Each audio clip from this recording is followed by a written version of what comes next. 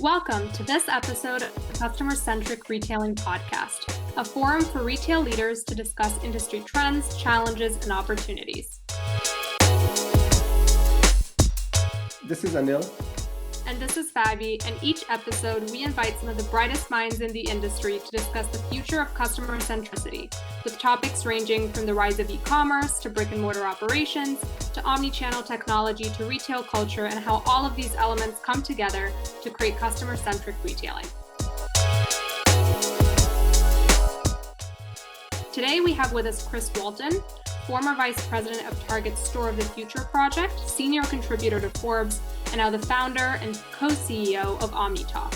Chris has over 20 years of experience in omni-channel retailing and is well-versed in virtually every discipline within retail, including store operations, e-commerce, and inventory management. Welcome back to the podcast, Chris. It's good to see you again. Yeah, thanks for having me. I'm excited to be here. The first time was great. It's good to be back a second time. Man, we were really waiting for you to bring you back. There's so much more we really want to talk to you today, and maybe we'll have to bring you again. I don't know. So really excited to have you, and let's get started. That's a ringing endorsement, Anil. I'm up for it. Fan favorite. So it's a pleasure to have you on. We look forward to picking your brain again. We so enjoyed our last conversation with you. And last time we started talking about an article that you had written, and we wanted to continue with that same trend since that was such a great conversation, because you recently wrote another article in Forbes about the 5 trends that are converging to change the retail landscape. So we'd love to delve into a couple of these, or actually all of these, starting with the one that we've followed very closely on this podcast as well, which is micro-fulfillment. And it's something that Anil and I talk a lot about, and a lot of our guests come on and talk about as well, is retailers need to come up with an efficient way to pick and pack so that they can fulfill orders as quickly as possible. So local fulfillment at the store level has become increasingly popular, especially over the course of the pandemic. So I'm curious, just to jump that conversation off, from a technology standpoint, what do you think is necessary to actually make micro-fulfillment work? Woo! All right, yeah, that's a big question. Like, start off easy right at the get-go. Ton to that question. Try to piece it out, especially when you start talking about from a technology standpoint. What do you need to make micro-fulfillment happen? Because I think it's one part technology. It's also just another part strategy, and then also just great execution. I think on the micro-fulfillment front, from a trends perspective, I think, you're really seeing that. It's really starting to come to the fore this year. I mean, early on you had, and I think I wrote this article even before this happened, if I'm not mistaken, but, you had Walmart come out in a pretty bold way and say they expect to open some 20 plus micro-fulfillment centers in the US, here in the short term. Target has come out and said they're going to open what is their version. They're calling them sortation centers, but in a lot of ways it's just, the two sides of the same coin, so to speak. And they said in their last earnings call that they're going to start opening up, I think it's 5 of those, roughly 20 to 30,000 square feet. Albertsons has doubled down on further rolling out their implementations with Takeoff as well. So you're seeing this, really, really start to happen. And the rationale is pretty straightforward, right? It's the cost of online fulfillment for groceries is expensive, and so grocers particularly need to find a way to lower the pick and pack costs of what's happening, as well as the delivery costs. And so the micro part comes into that in terms of let's place these, near where people live so that the last mile delivery costs are cheaper than they would be if we try to do it from a big centralized facility. So with all that said, and getting back to your question, I'm a big fan of the on-site micro fulfillment. When you talk about, what's needed from a technology standpoint, I'm a big fan of that approach relative to the dark store approach. The dark store approach, to me, you don't get the same economies of scale. You're having to set up a different site. You're having to put the inventory in 2 places. You're just not getting the same efficiencies as a result of that. And so I don't love that as much. I like trying to figure out how can you do more with less. I think that's just like kind of the startup way. That's always just like a good mentality to use.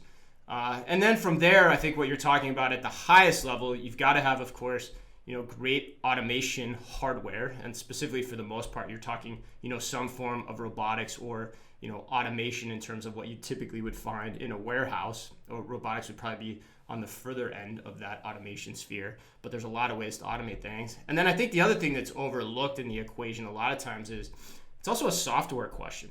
How people shop for groceries, when they shop for groceries, the seasonal picks, what items are in those baskets, all of that is still not very understood within these dynamics. And so you need people that have the software system set up to work with that automation to figure out how to process the orders, where to place the inventory, where to stage it so it can all happen, efficiently over time. And I would say we're just learning that. I mean, there still aren't that many of these online, and so that is still coming together. But whoever figures out the secret sauce to that software side, potentially has a pretty big leg up. From there, I think, like I said, it gets pretty dependent on the operation of the given retailer or the brand itself. The best of the best who are doing this already are going to align it with everything else they're doing from a technology perspective, particularly around, all of the initiatives they might be running around cloud commerce in terms of how their inventory planning and warehouse systems are coordinated with these micro fulfillment centers, how their point of sale systems are coordinated with all this, so that you can have a true understanding of what's going through your buildings, all in real time. And then from there, I think, the big question with all of this to me is still inventory accuracy. So depending on where you place that inventory, especially if you're co-located at a store, where that inventory is and how accurately you can pick it, whether it's in the back room, separated nicely from the front, that's an important question. So I think you're going to continue to see a lot of investments on that side of things to make this type of effort play out in the long run. Chris, really good. It's really very detailed, and this whole micro fulfillment doesn't seem like an easy job. It's a really big undertaking, and particularly when you bring in the names, big names like Walmart, Target, and these companies, they have really deep pockets and very good understanding of their operations, right? But then it is also their customer base is so big that whatever they do, particularly also including Amazon, whatever they do actually becomes a standard. It becomes a benchmark, and now others have to follow. In our surveys, we found that even the small retailers, particularly even in the fashion and all those where we are focused, we've seen when we send out our survey for programs or our sales outreach, we've seen clearly a lot of interest in ship from store strategy. But then these are really small stores. They are not like in a 50,000 or 100,000 or 200,000 square feet stores, but these are 2,000 square feet stores.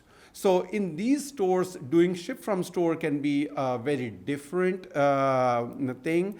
Also, from the technology standpoint, again, these companies are not as well equipped to manage those ship from store programs. What we've seen is that they put in a very band-aid system, and then have their associates who otherwise weren't working with the clients to take this additional responsibility for ship from store.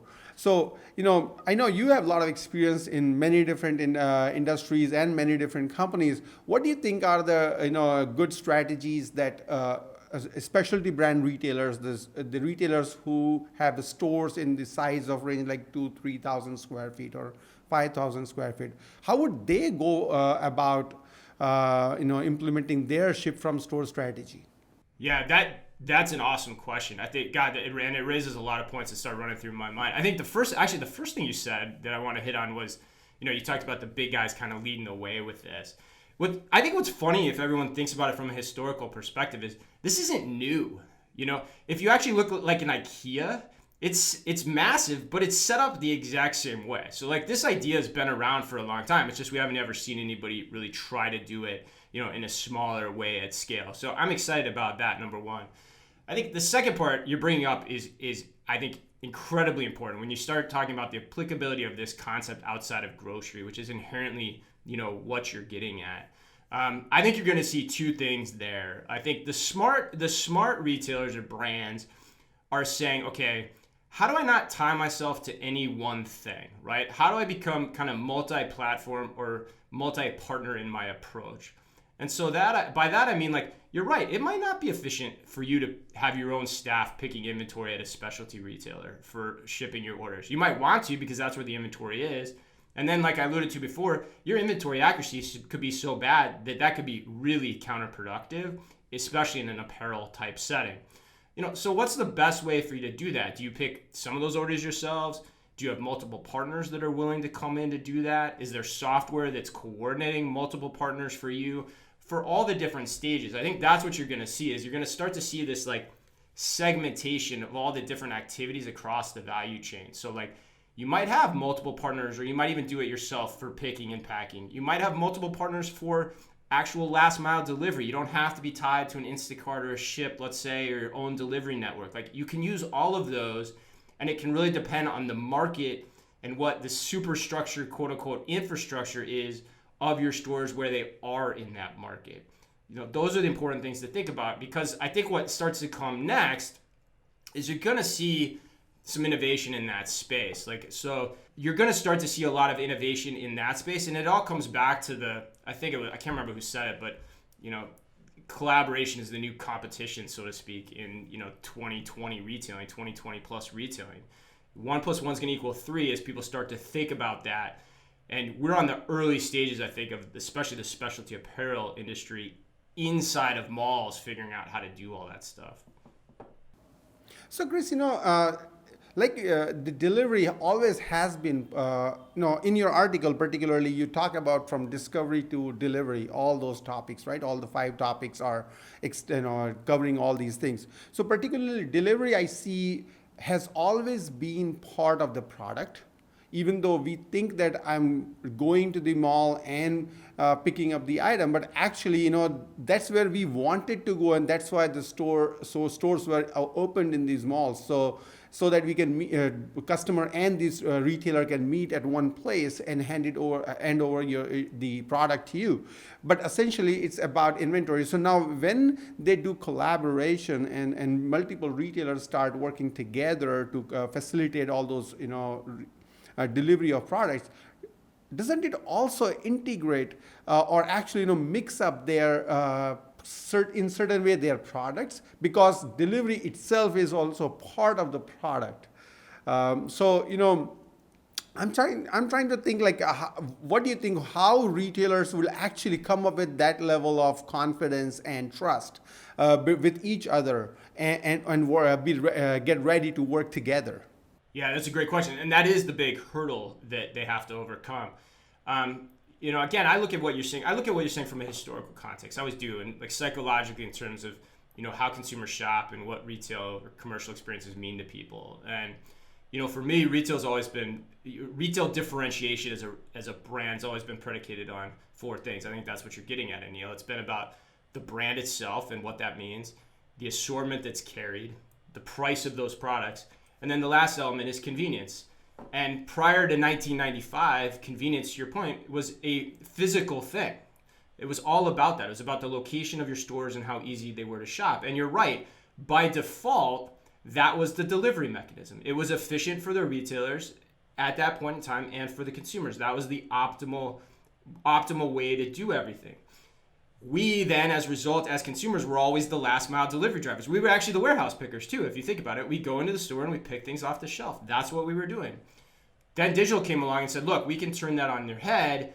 And the physicality of convenience as a result has taken on new dimensions. And so now how we get products is 100% now a front of the funnel purchase criteria. That's a decision that we never thought of before.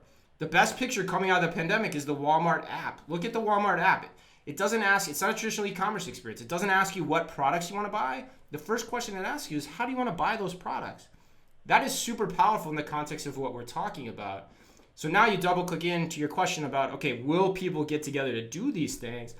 I think that is the really hard part of this equation. But if you think about it, the precedents are there. We're already using marketplaces, right? We already have Amazon. We already have Instacart shipped. People are going to those marketplaces to coordinate those deliveries for them. why can't that same type of thing and mentality happen at a mall? There's a great company out of Canada called Adept Mind that's working specifically from the front end back to understand the answers to that question, where they're starting with experiments with Centennial Mall, where they're saying, look, let's build a mall marketplace, and we're going to prove out your question. We're going to prove it out by saying, will people shop through that type of interface? And then we'll go around, pick the orders, take the order, one consolidated point of sale system, and we'll see if the demand's there, and can we operationalize this to the point where retailers, you don't really need to care. Like, if the J. Crew item's coming with the Gap item, does the customer really care about that? Should you really care about that as a brand? Maybe, but until we run that experiment, I don't think we're going to know. I was going to say, following down that path, another trend that you talk about in your article is all about buy online, pick up in store, which has, of course, become the main way that people have shopped over the course of the pandemic. But you refer to it as BOPUS with an intermediate S. So what did you mean by that?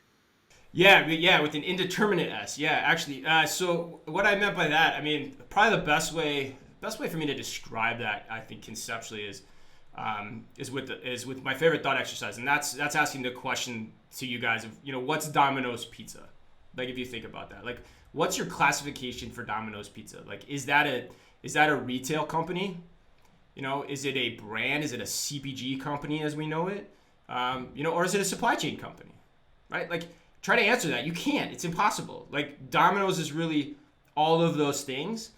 And even though it's been around since, like, I think it was like 1950, 1960, maybe early 1970s. I can't remember. But, like, Domino's was really one of the first companies built for the modern age of omnichannel commerce. It can be anything it wants for its consumers at any point in time. And in a lot of ways, its stores are, servicing as micro fulfillment hubs to get product out to consumers really, really quickly. And so when you start to think about it in that way, it starts to reshape your definition of what we mean when we start talking about the word store, quote unquote. Like, store, if you think about it, is actually a really problematic term. Store always connoted what it meant from a definitions perspective, which as we talked about, Anil, to your last question, which was, it's a store of inventory, right? That's what it was. We were storing inventory there for people to come and get it.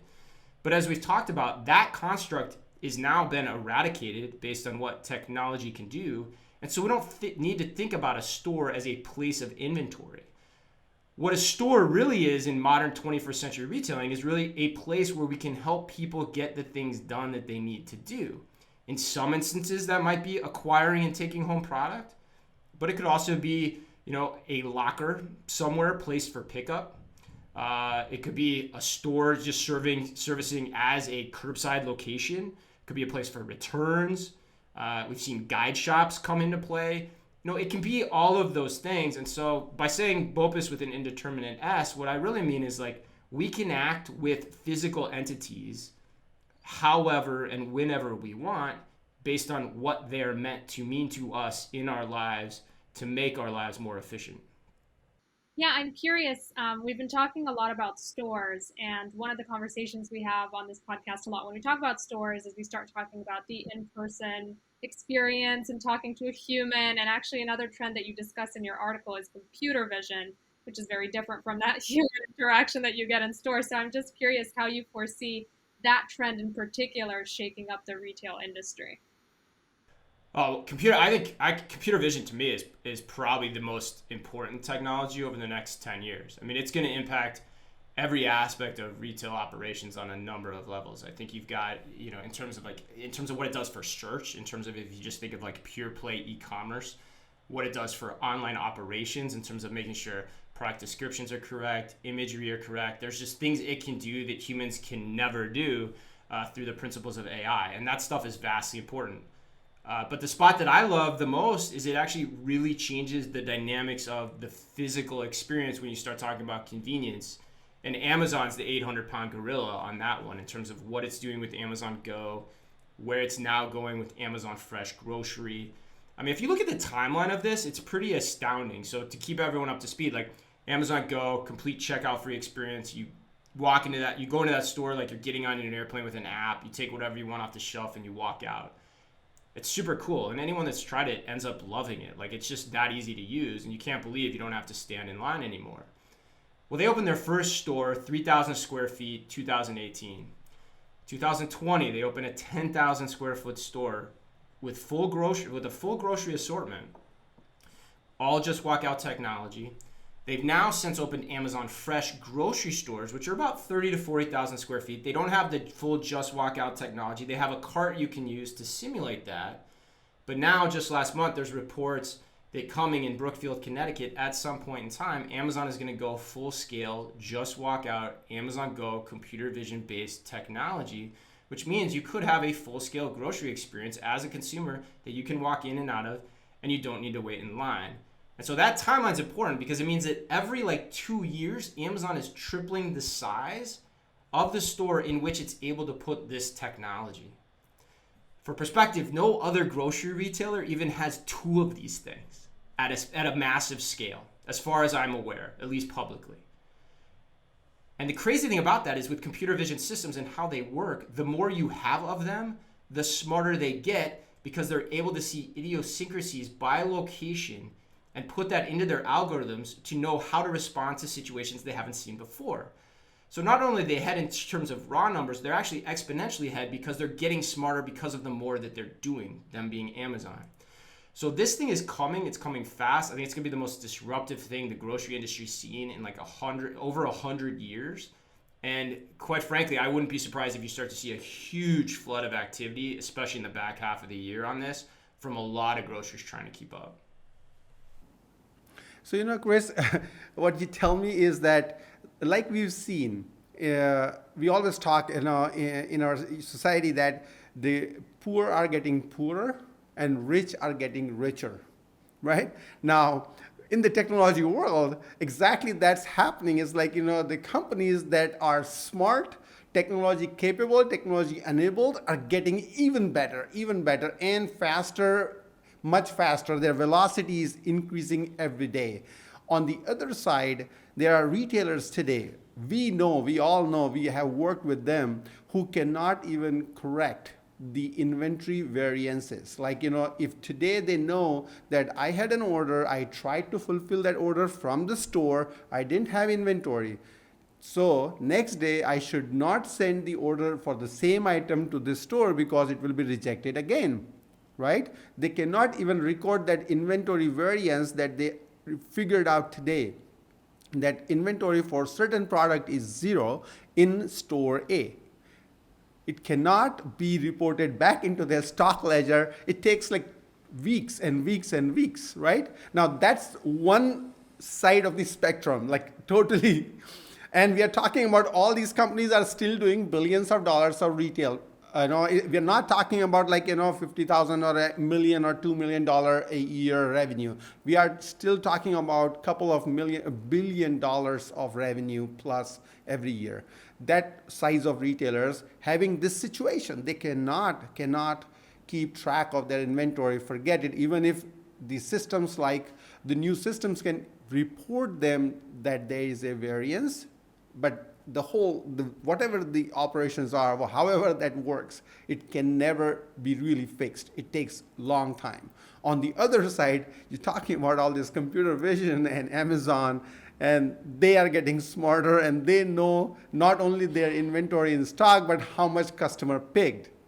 And they are able to bill without asking the customer. So this is an interesting situation where we are headed, and I'm concerned what is going to happen to these other retailers.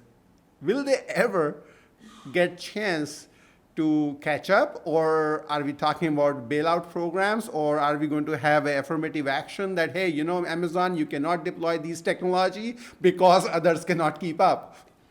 I've never thought about I've never thought about this whatever the word is, sociographic connections with what you're talking about, or the political connections with what you're talking about. That might be another piece that I have to write at some point, I know, but I think you're hitting on a good point, which is, to the rich go the spoils. And so, you're going to see the big guys do really well with this. And if you think about human history, which is fun, I'm surprised. In some ways, I'm kind of I love this because I've never thought about this before. But my first article was comparing Amazon to a battle in the Vietnam War. And so if you look at how people have, technically dealt with this situation throughout history, It's really been two things. It's either survival of the fittest, like let's go all in on capitalism, or let's not to get too political, but this is what happens. Or it's been like let's experiment with some version of socialism and communism to figure out how we can all group together and survive. And so one of two things is likely going to happen, because the problem you're talking about is really real. When you start talking about the smaller scale retailers, some of whom are located in places like Omaha, Nebraska, and things like that, where there aren't great tech hubs where you're going to get a lot of engineering talent. So you're going to have to either your options are figured out on your own, which is going to be pretty difficult, or I think you get back to what I said is how do you find strength in numbers and partner in the right way with the right people to forge your way through this? Because the other part of this that needs to be talked about is you have a ton of upstart DTC brands that for the most times are founded on the coasts. And those coastal people know a lot about technology, and they're starting with an internet DTC mindset first in terms of how to tackle some of the problems that you're talking about, so that when they go into stores, they're going to be more prepared to handle those situations as their brands expand and as they grow. And so you're right, you're probably going to see a lot of slough off of the current incumbent retailers, especially people who fall into that designation that you're describing, and they're going to be replaced over time as those people are just kind of shed away. So it's going to happen. So the only response is to get better or partner or kind of get out. To pivot a little bit, in the article you described social media as the 21st century shopping mall. If anybody actually even remembers going to a shopping mall at this point. So I'm curious, what do you mean by that? That's funny. Yeah. I definitely do. Having grown up in the 80s, I can remember the salad days of Fast Times at Ridgemont High and everything in those movies. But yeah, I mean, you just look at what like Facebook / Instagram, even what Shopify is doing in their app. They're all trying to be that place of inspiration. Like the other thing that the malls did in addition of being that place of convenience that we described before, they were also the place of inspiration, of discovery. That was where you'd go to find stuff, right? And now, and even socially, that's where you'd go to spend time socially. And now with the new generation, especially the Gen Z and even the millennials to a degree, so much of that can now happen online, especially the discovery standpoint. And so when you look at what what Instagram has been doing in their app, it's pretty profound. Like last November, they made the first wholesale change to their app that they have in a long time, and that's by putting the shop tab right on the home screen. And now you can go into that app, follow any brand you want, and basically approximate their mobile experiences inside of that app. And then if you want, you can actually, for the most part, make your purchases pretty quickly in app. You don't even have to get ported out to another retailer site. And that's super powerful. And the reason that's powerful is because social media companies inherently have this ability to understand us as consumers. I talk about the social line of commerce. And that's really what this trend is predicated along. And that idea, it's not mine, it comes from a friend. I first heard it from a friend of mine, but really the simplest way to think about it is there's a commerce marketplace on one end of that line, and then there's a social network on the other. And whoever can kind of connect that understanding of the consumer across that full spectrum, which no one in the United States has done yet, you've seen some of this overseas in China, that's tremendously powerful from a data perspective, and it's simple to see why. Like when you talk about it, think about like Facebook. Facebook knows everything we like, everything we comment on. Facebook probably knows more about me than I know about myself if you get right down to it. Amazon, Google, places like that, they know what we explicitly tell it, but a social media network knows what we implicitly desire as well. And so when you start thinking about marketplace commerce, that implicit power with what we can also explicitly tell it via search becomes just groundbreaking in terms of serving up commercial experiences that matter. And so all the power of that harness, when you start talking about inspiration, quick commerce, all the things that we've already discussed around standing up delivery quick to people's homes, it means the mall now, for the most part, inspiration-wise, is starting online at home, and particularly through places like Instagram. Instagram is going to be kind of the battleground for that type of retail here over the next 10 years, in my opinion. So really interesting because, the social, I agree with you that, this whole social network and the discovery of product on social network is much more strong just because of the influence of your network, your friends, and all those things that helps, and that actually moves a person from product discovery towards purchase, just because it's very easy to figure out what I like, and then make that decision, talk to the friends and all that, and very quickly move forward. So that's important aspect. And now, like I said, the more and more retailers should actually figure it out. And in fact, now with all these influence, market influencers and all that, it's just becoming a new way of doing it. So let's see where the mall goes, but definitely these social platforms are the new malls today, right? Uh, so yeah, I'm like, from a technology perspective, I'm thinking, man, you added one more layer of complexity. We already had so much to deal with, and this is the new level of complexity that is being added on the how we do business. So what do you think retailers, how would they approach what should be their mindset? Because what we've seen is that there is like a CEO who is like, definitely, they want to do a lot of things, but then there are people who are helping them down in their team, right? And that's where we see challenges come in, and it's because there's this IT head. But if the IT head is pure play technology person, and if I don't know in what you find, but in our service we find is they come from a ERP style, or resource planning or IT background, infrastructure background. So their understanding of digital commerce, how customers buy, and all those things is very limited, and so they find it so difficult to move forward, and that's where they are getting blocked. So what do you think, how retailers can really approach? What would a CEO of such company do? Do they really need to bring in a new person who understands the commerce, the new modern way of doing retail, or what would they do with this their tech head that's there in their company, and how would they reorganize themselves to handle this challenge that is real and is urgent? You cannot delay. If you delay it for 2 years, maybe you are already dealing with bankruptcy.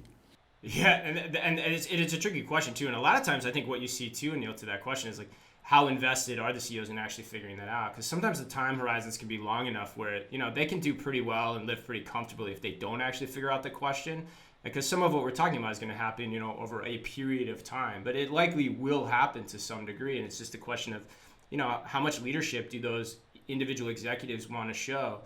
But back to your point about what the CEO is looking at, I mean, I've been a big proponent of success in this environment, because you can tell how complex it is and how much it's changing, is going to come from an agile mindset in terms of you are starting to tackle these things piece by piece, like a startup would, like software development would. Because really what we're talking about is retail is predicated upon software. And so you're going to have to continually to evolve it. You're never going to get to a final answer. It's always going to be in motion. And so the CEO, him or herself, needs to have that. That goes back to what I said before about the DTC brands. That's another reason those guys are so formidable, because these people inherently have this mindset in terms of how they do their business. So that person either needs to have it themselves, the boards need to hire people to that degree, or that CEO needs to make sure they've got somebody that they can count on who gets this and can say to him or her, look, I know we've got our capital plans. We've got our grand 3-year to 5-year strategic plans, which I think for the most part, most of the time are a bunch of hooey in the context of this conversation. But it's saying, okay, let's step back and get more focused on internal operations to say, look, here are the sprints I'm going to run for you to get to where we need to go. And here's the hard part, that if somebody hired me to do that job, for example, I would say right to the CEO, I'm going to say, look, everything that I'm going to work for you in the beginning, you're not going to see. The CTO at Sam's Club told me something I'll never forget last week in an interview. He said, Chris, great omnichannel retailing, you won't know it when you see it. Like, it's under the covers. It's not something you're ever gonna see. It's not sexy. It's not this stuff that people are talking in the media. It's all the things that make what we're talking about happen. And I would be very resolute to be like, you're gonna have to be strong to know that the media is not gonna know when you're doing a good job. The only people that are gonna know when you're doing a good job are the customers who continue to come back over and over again, and you're doing it more efficiently and driving the financial metrics that you need to. But you've got to have somebody in that role to rely on to that degree who can push maybe the recalcitrant, technology person in that direction, or can bring, new perspectives into the organization. The last trend that I want to make sure we touch on before we let you go, Chris, is third-party delivery services. So if you could first just briefly explain to our audience what you mean when you say that, and then why you think that, I think in your article you wrote, they're on the verge of taking over inspiration at the point of purchase. Yeah, I think this is a massive trend. It goes back to what I talked about before. The best way to think about, I think about everything in this context actually, is that line of commerce, right? That if you can connect the social media to the marketplace, what does that all mean? And then who plays across that expanse? When we think marketplace, we think Amazon. Now, and Amazon's really strong on the delivery side, like the best, right? Prime, they're continuing to get faster too. But what you're starting to see is places like Instacart, GoPuff. Recently we had Gorillas entering New York City. The pandemic has shown this as well, is that there is, again, this front of the funnel purchase mindset that I'm going to go where I'm going to go based on the confidence I have that they can get it to me fast when that is the most important decision I'm making. So if you think about that line again, what that means is that there's a place for somebody to come in and disintermediate much of how retailers are working based on fast, quote unquote fast. How quickly can I get it? So the mind share of, oh my gosh, I need this in 30 minutes, I'm gonna go here. That's really powerful. And then if you start thinking about all the back-end connections with how that can work with social media, with commerce in the moment of inspiration, I think that becomes really fascinating, because you could say like, look, it gives CPGs a whole nother outlet here where you say, look, I'm a brand, maybe it's late at night, I want some ice cream, I want an indulgence, I'm gonna buy it. That goes through the CPG portal and gets ferreted out to any one of these partners, or maybe any of these people that have the mindshare for quick delivery, and boom, that's where you're going. Or the marketplaces themselves are serving up that advertising on behalf of their brand partners to make that type of relationship happen.